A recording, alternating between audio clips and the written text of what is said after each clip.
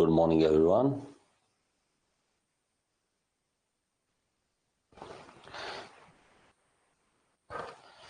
Good morning बच्चों, good morning जी। तो आज हम नेक्स्ट करने वाले हैं थर्मोडायनेमिक्स के और ज्यादा एमसीक्यूज, जिससे हमारी प्रैक्टिस जो है थर्मोडायनेमिक्स की बहुत ज्यादा अच्छी हो जाए। और बार बार हमेशा ही यही कहता रहूंगा, जब तक आपके कॉन्सेप्ट नहीं क्लियर आप एमसीक्यू मत करना, नहीं तो आपको प्रॉब्लम क्रिएट होगी। ओके, तो हमारे पास यहां पर आते हैं कुछ क्वेश्चंस, और यहां पर सबसे पहले क्वेश्चन है, Carnot engine operates between temperature 1000 kelvin and 400 kelvin. तो हमारे पास दो टेम्परेचर हैं, यहां पर हमारे पास दो टेम्परेचर है T1, okay, just hold on, temperature T1 ये है 1000 केल्विन, और दूसरा है T2, ये हमारे पास है 400 केल्विन, ओके, जिसको हमारे पास यहां पे दिया हुआ है। The heat rejected by the first Carnot engine is used by the second Carnot engine.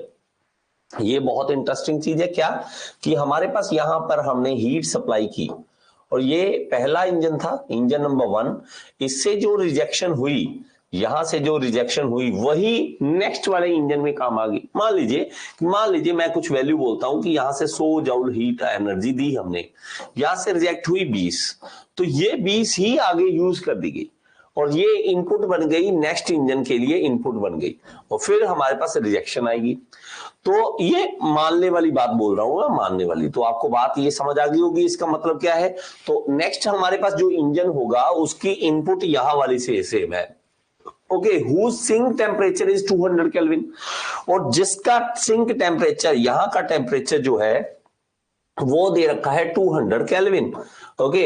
If the net heat observed by the first Carnot engine is 200 megajoule, तो पहला जो इंजन है उसका हमारे पास हीट एब्जॉर्ब है वो हमारे पास है 200 मेगाजूल, ये है, okay. What is the heat rejection in megajoule by the second Carnot engine. कितना अजीब सा लगता है क्वेश्चन, ऐसे लगता है कि कितना खतरनाक क्वेश्चन है, कितना बड़ा क्वेश्चन हमें पूछा गया है, लेकिन अगर हम इसको बड़े ध्यान से देखें तो हमें चीजें समझ आ जाएंगी, नो इशू, इसमें बड़ी बात नहीं है।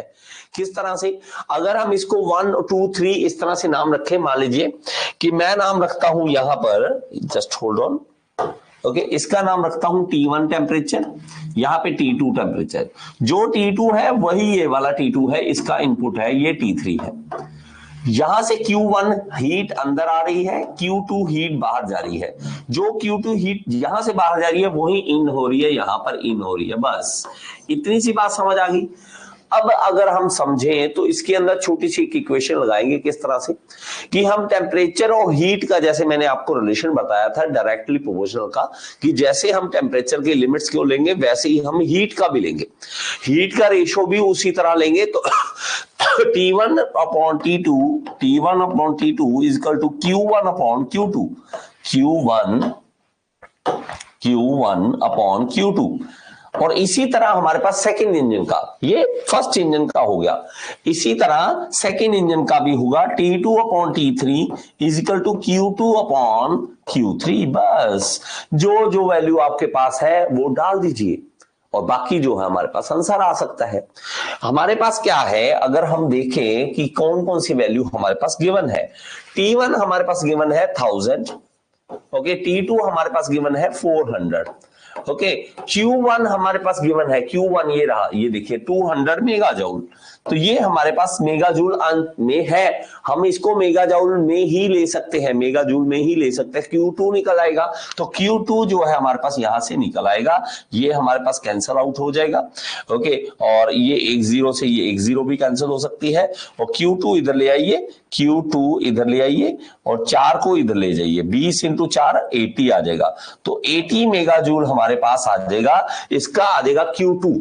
तो हमारे पास Q2 में 80 आ गया, इसी तरह हमारे पास ये निकल आएगा, इसके अंदर से हमें Q3 निकालना है, क्योंकि Q2 आ गया, T2 हमारे पास है, T2 ये रहा हमारे पास ऑलरेडी है, 400 था, T3 हमारे पास देखिए, T3 हमारे पास ये रहा, T3 ये रहा, तो ये भी है, बस Q3 रह गया हमारे पास। T2 कितना है 400 और ये T3 है हमारे पास 200 और ये Q2 हमने अभी निकाला है 80 और रह गया Q3, बस दैट्स इट, हमारे पास आंसर आ जाएगा। ये इससे 0 जी कैंसिल होगी, ये इससे कैंसिल हो जाएगी और ये इसको इधर ले जाइए, Q2 इधर ले जाइए और इससे जाएगा ये 8 इंटू 20 डिवाइडेड बाय ये 20 ऊपर नीचे 4 आ जाएगा, 4 दूनी 8 और 2 दूनी 4, 400, तो 400 मेगा जूल। तो राइट आंसर हमारे पास कितना आ गया, ये हमारे पास आ जाएगा 40 हो गया ना, सॉरी 40 हो गया, 40 मेगा जूल हमारे पास आंसर आ जाएगा, फिर 40 मेगा जूल आंसर आ जाएगा। तो 40 is the right answer, 40 is the right answer. तो हमें देखिए इतना सा पता होता तो हम निकाल सकते थे, लेकिन इस तरह का क्वेश्चन नॉर्मली जो बच्चे हैं वो छोड़ के आते हैं।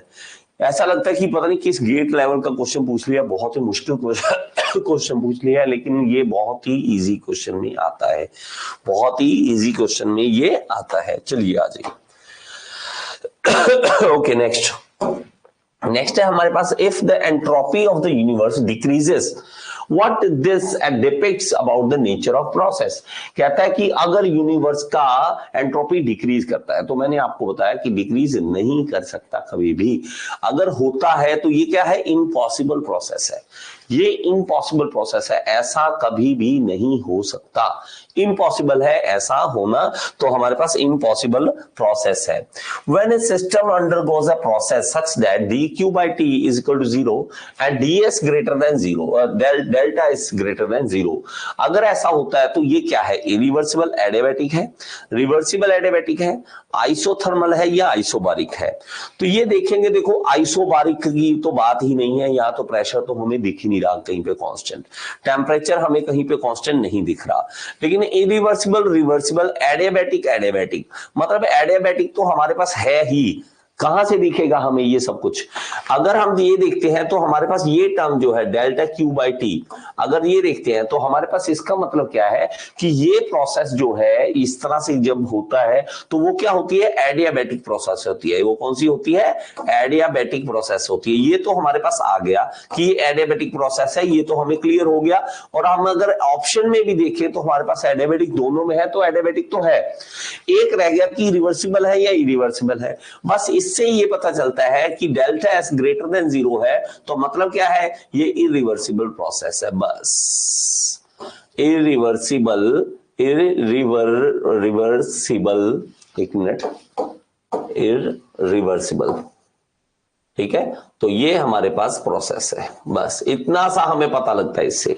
तो इसका मतलब है A is the right answer, इसका मतलब है A is the right answer.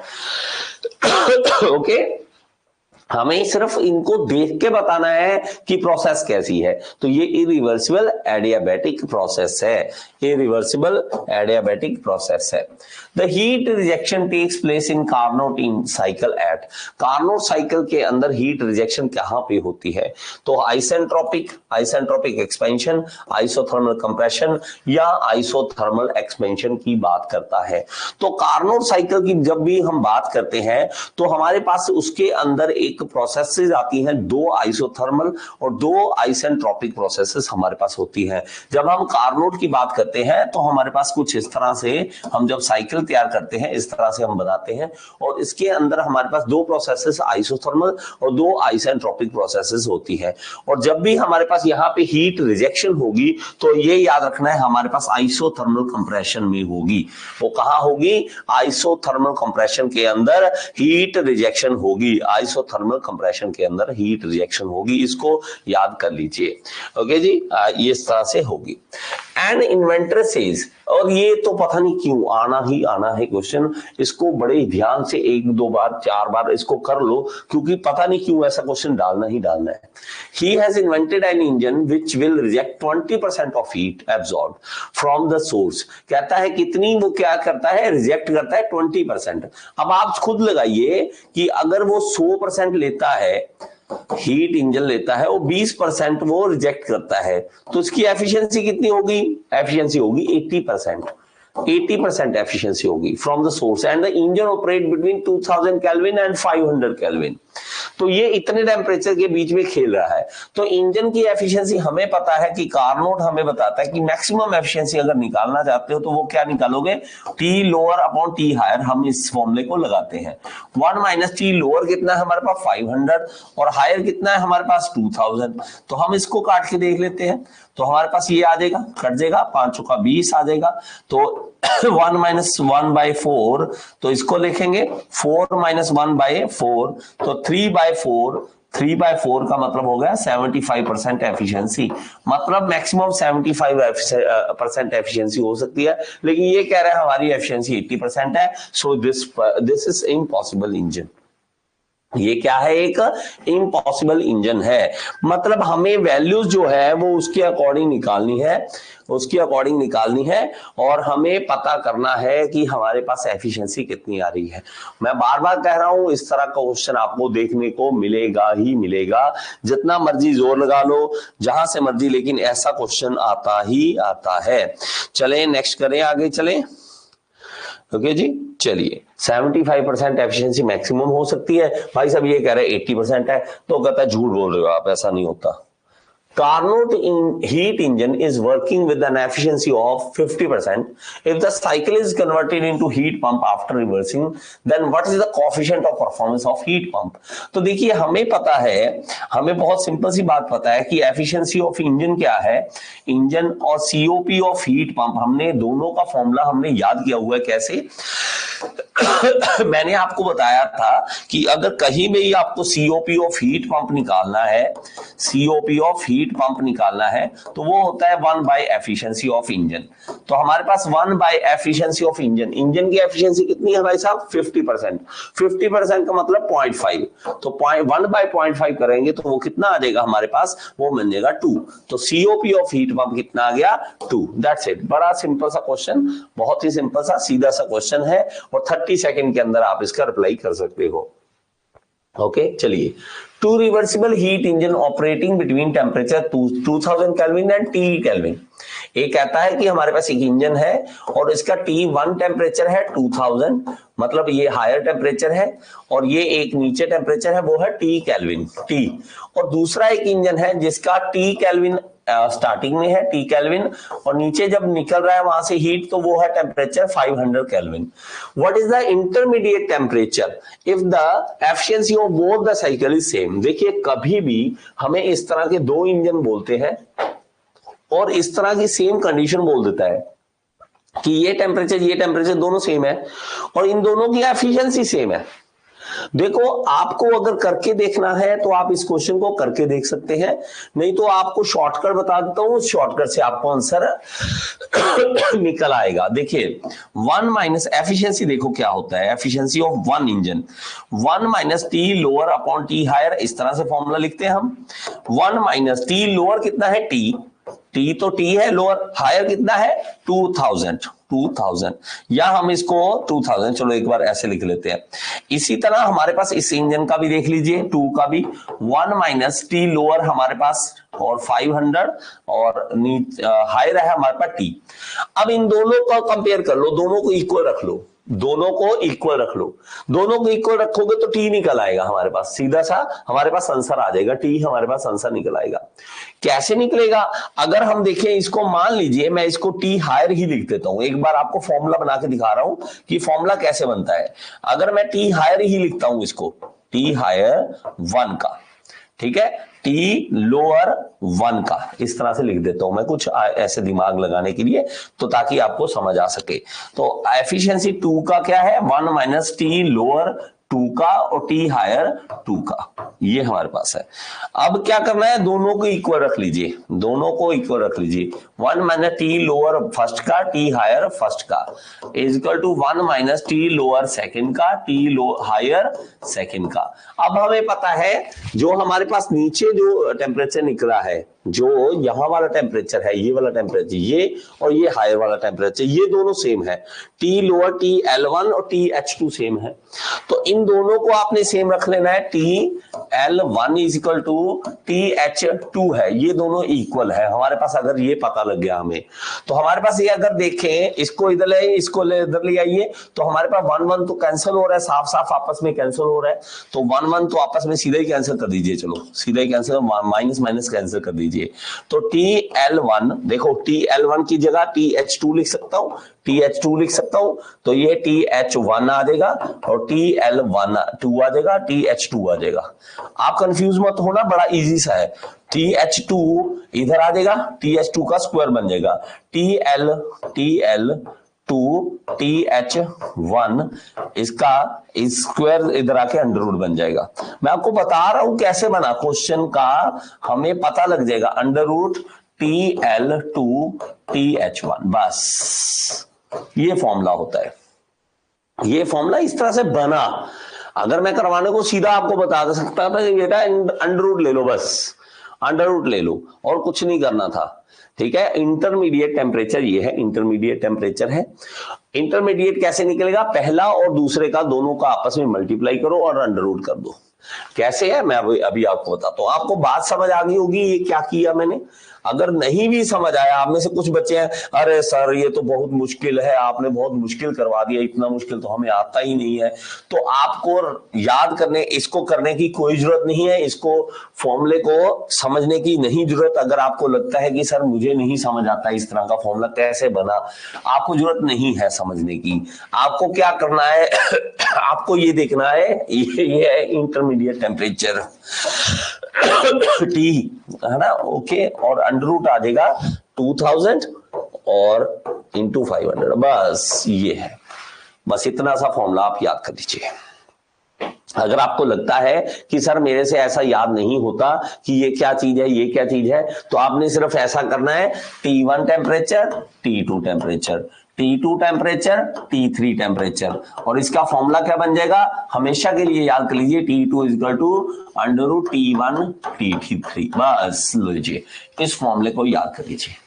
अगर आपको नहीं याद करना कि सर ये कैसे बना, क्या किया, हमें नहीं याद करना, तो आप इसी को याद कर लो, बस इस फॉर्मूले में डालो, आंसर आ जाएगा। अभी का अभी आंसर आ जाएगा, अभी का अभी आंसर आ जाएगा। जल्दी से कर दीजिए। और इसके क्वेश्चन का जो राइट आंसर बनेगा वो 1000 केल्विन बनेगा।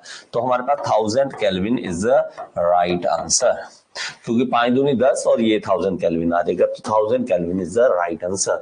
तो टी जो टेम्परेचर T2 जो है वो हमारे पास टी वाला T2 कह लो या T कह लो, तो ये इतना निकला है, 1000 केल्विन हमारे पास आंसर आ गया। ओके, तो इस तरह से हमारे पास आंसर आ जाएगा। The property of a working substance which changes as the heat supplied of the working fluid in a reversible manner is known as। Property जो चेंज होती है हीट सप्लाई करने से, हीट सप्लाई से क्या क्या चेंज होता है, तो हमारे पास इस तरह का क्वेश्चन हमें प्रॉपर्टी जब चेंज करने की बात करती है, जब हीट सप्लाई होता है तो हमारे पास वो एंट्रोपी की बात करता है। वो क्या करता है, एंट्रोपी की बात करता है। चलिए आगे चलते हैं, नेक्स्ट देखिए, which equation best represent the net entropy change for an irreversible process. Irreversible process मैंने अभी बताया था थोड़ी देर पहले, एंट्रोपी जो है वो greater than zero, change of entropy जो है ग्रेटर देन जीरो होना चाहिए, तब हमारे पास क्या कह देते हैं हम, वो एक इरिवर्सिबल प्रोसेस होती है। जब भी हमारे पास ग्रेटर देन जीरो आ जाए तो वो क्या बन जाती है, इरिवर्सिबल प्रोसेस बन जाती है, जैसे हम पहले भी क्वेश्चन में हमने समझा था। ओके, चलिए आगे। The entropy change of the system and surrounding during the process between two equilibrium state is, कहता है कि हमारे पास एंट्रोपी का चेंज सिस्टम और सराउंडिंग का प्रोसेस का क्या होगा जब दो इक्विलिब्रियम स्टेट में, मतलब जो बिटवीन टू इक्विलिब्रियम स्टेट, दो इक्विलिब्रियम स्टेट है उनके बीच में एंट्रोपी का change of the system and the surrounding is equal to zero, greater than zero, less than zero या ग्रेटर देन और इक्वल टू जीरो। तो हमारे पास इसके अंदर क्या होगा, ग्रेटर देन और equal to zero, greater than और इक्वल टू जीरो। हमारे पास ये कंडीशन होती है जिसको हम क्लॉसियस इनइक्वालिटी कहते हैं, ग्रेटर देन और इक्वल टू जीरो। ओके तो ये हमारे पास ग्रेटर देन इक्वल टू 0 का साइन है, तो एंट्रोपी जो है इस तरह से हम इसको दिखाते हैं। Which equation clearly defines the entropy change during the isothermal process? देखिए आइसोथर्मल प्रोसेस है और हमारे पास एंट्रोपी का चेंज है, एंट्रोपी का चेंज है, तो उसके दौरान हमारे पास फॉर्मूला क्या आएगा जब हमें एंट्रोपी का चेंज दिखाना है, किसमें हमारा दिखाना है एंट्रोपी का चेंज, ये है आइसोथर्मल प्रोसेस में, तो ये आ जाएगा mr log natural v2 by v1, ये फॉर्मूला हमारे पास होता है किसका, आइसोथर्मल के अंदर एंट्रोपी के चेंज का, एंट्रोपी का। ये तो रट्टाफिकेशन है बेटा, इसका कोई कुछ नहीं कर सकता। If two Carnot engine CE1 and CE2 are connected in series, दो सीरीज में कनेक्ट कर दिए जाए, such that the heat rejected by CE1 is used as the input for the CE2। अभी तो हमने किया कि यहां से जो हमारे पास हीट बाहर निकलेगी वही हमारे पास दूसरे में काम आएगी, और यही हमें बोल रहा है। Okay, with the intermediate temperature being the geometric mean of the extreme temperature, ये हमने बताया था अभी, T2 equal to √T1 into T3, ये हमने बताया था। ओके, तो हमारे पास क्या होगा, which of the following statement is true for the efficiency. तब ऐसा अगर हो तो एफिशिएंसी क्या होगी, एफिशिएंसी इक्वल होगी। ये अभी तो हमने क्वेश्चन करा था, एफिशिएंसी दोनों की क्या होगी, इक्वल होगी। मतलब ये जो कंडीशन है तभी लगेगी जब हमारे पास efficiency of both engine is 0, और sorry both engine is equal, efficiency of both engine is equal, engine is equal, दोनों की इक्वल होगी तभी हमारे पास ये कंडीशन लगेगी, नहीं तो ये कंडीशन नहीं